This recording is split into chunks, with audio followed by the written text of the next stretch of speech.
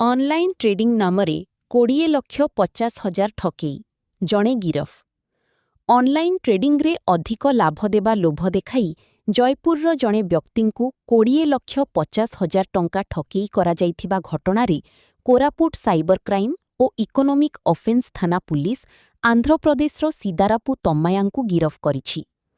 ଅଭିଯୋଗକାରୀ ରାଜେଶ ପାତ୍ର ଫେସବୁକ୍ରେ ସଞ୍ଜନା ଶ୍ରୀ ନାମକ ମହିଳାଙ୍କ ସହ ପରିଚିତ ହୋଇଥିଲେ। ପରେ ହ୍ୱାଟ୍ସଆପ୍ ମାଧ୍ୟମରେ ଅନଲାଇନ୍ ଟ୍ରେଡିଂରେ ଲାଭ ହେବ ବୋଲି ବିଶ୍ୱାସ ଜଗାଇ ବିଭିନ୍ନ ଖାତାକୁ ଟଙ୍କା ପଠାଇବାକୁ କୁହାଯାଇଥିଲା। ସେ ପର୍ଯ୍ୟାୟକ୍ରମେ 20,50,000 ଟଙ୍କା ପଠାଇଥିଲେ। ତଦନ୍ତରେ ପୁଲିସ 12,46,000 ଟଙ୍କା ହୋଲ୍ଡ କରିଥିବା ବେଳେ 4 ଲକ୍ଷ ଟଙ୍କା ଅଭିଯୋଗକାରୀଙ୍କୁ ଫେରାଇ ଦିଆଯାଇଛି। ଅଭିଯୁକ୍ତଙ୍କ ନିକଟରୁ mobile phone, ATM card, chequebook, passbook ଓ ବିଭିନ୍ନ ଦସ୍ତାବିଜ ଜବତ କରାଯାଇଛି। ଘଟଣାରେ ପୁଲିସ ଅଧିକ ତଦନ୍ତ ଜାରି ରଖିଛି। ଆମର 14 ଏପ୍ରିଲ 2026ରେ ପାୱାର ହାଉସ୍ କଲୋନୀ ଜୟପୁରର କମ୍ପ୍ଲେନାଣ୍ଟ ରାଜେଶ ପାତ୍ରଙ୍କ ରିପୋର୍ଟକୁ ଆଧାର କରି ଆମର ସାଇବର ଥାନା କେସ୍ ନମ୍ବର 5/26 ରେଜିଷ୍ଟ୍ରେସନ ହେଇଥିଲା ଏବଂ ଉକ୍ତ କେସ୍ର ତଦନ୍ତ ମୁଁ କରୁଛି ନିଜେ। ଏବଂ ତଦନ୍ତ ସମୟରେ ଆମେ ଜାଣିବାକୁ ପାଇଲୁ ଯେ ଯେଉଁ ଫ୍ରଡ୍ ଟଙ୍କା 20,50,000 ଟଙ୍କା ଯେଉଁ ଫ୍ରଡ୍ ହେଇଥିଲା ସେଇଟା 4ଟି ବ୍ୟାଙ୍କ ଆକାଉଣ୍ଟକୁ ଯାଇଥିଲା।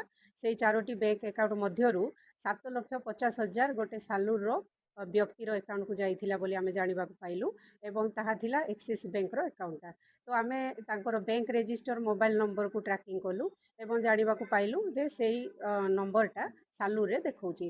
ତ ଆମେ ଏସ୍ପି ସାର୍ଙ୍କ ସହିତ ଡିସ୍କସନ୍ କଲା ପରେ ଗୋଟେ ଟିମ୍ ଫର୍ମେସନ୍ କରି ସାଲୁର ପ୍ରସିଡ୍ କଲୁ ଏବଂ ସାଲୁରରେ ଆମେ ସେଇ ଏକ୍ସିସ୍ ବ୍ୟାଙ୍କ ଆକାଉଣ୍ଟ ହୋଲ୍ଡର ଯାହା ଆକାଉଣ୍ଟକୁ 7,50,000 ଟଙ୍କା ଆମ କମ୍ପ୍ଲେନାଣ୍ଟର ଯାଇଥିଲା ସେଇ ଲୋକକୁ ଆମେ ଖୋଜିଲୁ ଏବଂ ଆମେ ତାଙ୍କୁ ପାଇଲୁ ମଧ୍ୟ।